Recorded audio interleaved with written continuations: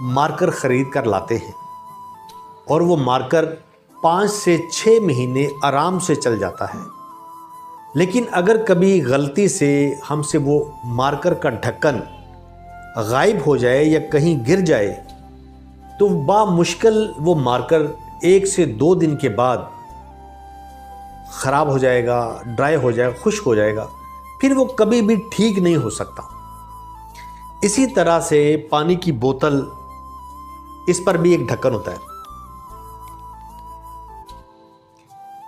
ये ढक्कन इस पानी को गिरने नहीं देता, इसको ख़राब नहीं होने देता। लेकिन अगर कहीं गलती से ये ढक्कन हमसे गिर जाए या गुम हो जाए तो पानी भी गिर सकता है और पानी ख़राब भी हो सकता है। इसी तरह हमारी ज़िंदगी के अंदर भी कुछ लोग और कुछ दोस्त ऐसे होते हैं जिनको हम